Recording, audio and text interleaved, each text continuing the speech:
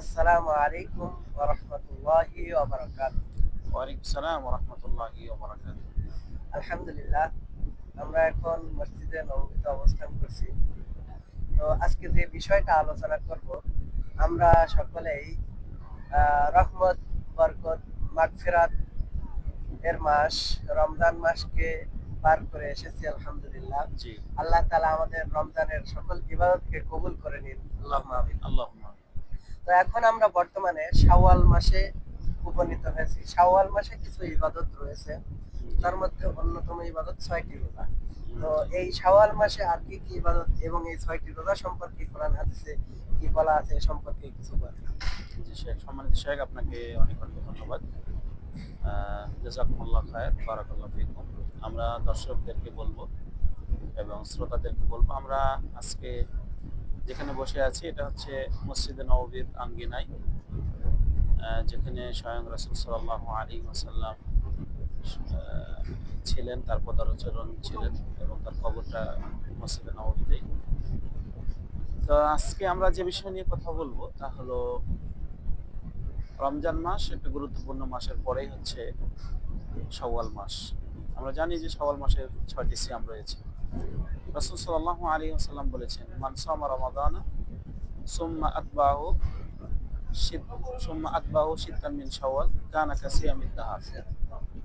রাসূল সাল্লাল্লাহু বলেছেন, যে ব্যক্তি রমজান মাসের সিয়ামের পরেই শাওয়াল মাসের ৬টি সিয়াম পালন করবে, সেজন্য কানা কাসিয়ামিদ দাহার, সেজন্য ১ বছর সারা বছর সারা সারা বছর বছরে সিয়াম পালন। সারা বছর ১২টি মাস সেজন্য কি করলো? সিয়াম পালন। সিয়াম পালন করলো। সুবহানাল্লাহ। সুবহানাল্লাহ। আলহামদুলিল্লাহ, আমি নিজে চেষ্টা করি শাওয়াল মাসে ৬টি সিয়াম পালন করা। আমাদের জনি ভাই আলহামদুলিল্লাহ, আমরা আজকে এই মাসে আমরা পরস্পরে বলাবলি করে সিয়ামটা পালন সিয়াম করছি। পালন করেছি। আরেক সময় আমি দর্শকদের আরেকটা কথা বলবো, যে অনেক সময় হয় কি, কিছু কিছু ইবাদত আছে যেটা দেখাদেখি করলে নিজেদের জন্য সহজ হয়ে যায়, একজন করলে আরেকজন উদ্বুদ্ধ হয়। উদ্বুদ্ধ হয়। তো কারণ শাওয়াল মাসের সিয়ামটা তো জরুরি না, বা ফরজ এটা না, কিন্তু এটা আল্লাহর কাছে শুধুমাত্র কিসের জন্য? প্রতিদান পাওয়ার জন্য, সম্মানের জন্য, সম্মানের প্রতিদানের জন্য, জন্য, পুরস্কারের জন্য। পুরস্কারের জন্য। মানে পরকাল আমাদের টার্গেট, জীবনের টার্গেটটা কি? জান্নাত। জান্নাত। এই জান্নাতের টার্গেটে যে শাওয়াল মাসে যদি আমি সিয়াম পালন করি, তাহলে রাসূল সাল্লাল্লাহু আলাইহি ওয়াসাল্লামের ওই হাদিস যে পুরা ১২ মাসের আমি ১২ মাসের সিয়াম সিয়াম পালন করা হয়ে গেল, বা ১২ মাসের সবটা আমরা পাবো। আমরা যদি এটাকে ভাগ করি যে কিভাবে, মানে একজন ব্যক্তি রমজান মাস এরপরে শাওয়াল মাসের ৬টি সিয়াম পালন করলে সে কিভাবে ১২ মাসের বা ১ বছরের সিয়ামের সবটা পাবে।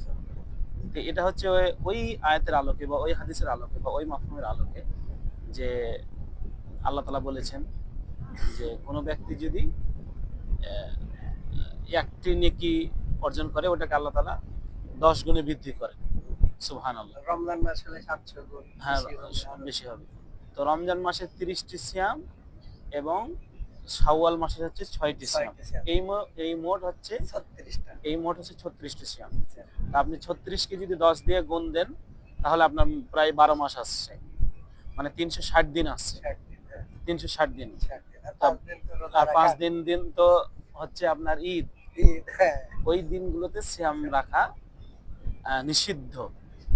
তাহলে ৩৬ দিনকে আপনি ১০ দিন ১০ ১০ কে দিয়ে যদি গুণ করেন, তাহলে ৩৬০ দিন আসে, আর বছরটা হয় ৩৬৫ দিন। ৬৫ দিন, হ্যাঁ। তাহলে ৫ দিন আপনার এই কুরবানি ঈদের, ওখানে ৩ দিন ৪ দিন, আর রমজানের ১ দিন, এই মোট হচ্ছে আপনার ৫ দিন। এই ৫ দিন সিয়াম পালন করা নিষিদ্ধ ইসলাম। তাছাড়া যে কোনো দিন, যে কোনো সময়, যে কোনো ব্যক্তি সিয়াম পালন সিয়াম করতে পালন পারে। করে। তাহলে আমরা যারা আমাদের দর্শক আছে, তারা অনেক সময় তাদের একটা বিষয় থেকে যায় সন্দিহান, যে আলেম ওলামা বলে যে কিভাবে আমি ১ বছরের সিয়ামটা অর্জন করবো। তো এইভাবেই, যে ১ কে ১০ দিয়ে গুণ দিবেন, ১০ কে আবার আপনার হ্যাঁ, ১০ কে যদি আপনি আবার ওই ৩৬ দিয়ে গুণ দেন, তাহলে আপনার ৩৬০ দিন চলে আসবে। এটা একটা বিষয়। দ্বিতীয় নম্বর আমাদের যেটা বিষয়, সেটা হলো যারা রমজান মাসের সিয়াম পালন করেছে আলহামদুলিল্লাহ, তারা তো সরাসরি শাওয়াল মাসে সিয়াম পালন করবে। কিন্তু যারা রমজান মাসে হয়তোবা, আমাদের কোনো মা বোন হতে পারে, মহিলারা হতে পারে, বিভিন্ন কারণে, বিভিন্ন কারণে, মেয়ালি কারণে, হ্যাঁ, মেয়েলি কারণে, মানে ঋতুবতী কারণে, কারণে, অথবা অসুস্থতার কারণে কোনো পুরুষ, অথবা সফরে থাকার কারণে কোনো পুরুষ হতে পারে, নারী হতে পারে, পুরুষ।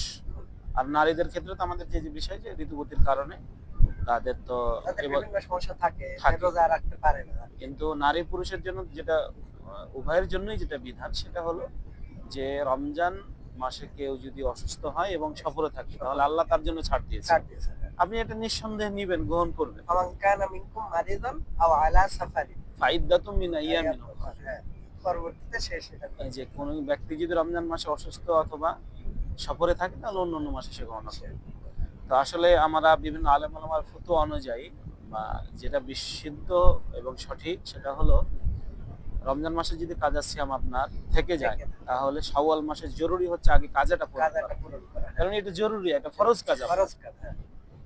এই জন্য আমরা দর্শকদেরকে বলবো যে আপনাদের যদি কারো রমজান মাসের কাজা থাকে তাহলে শাওয়াল মাসে আগে দ্রুত সেগুলো পূরণ করে নেবেন।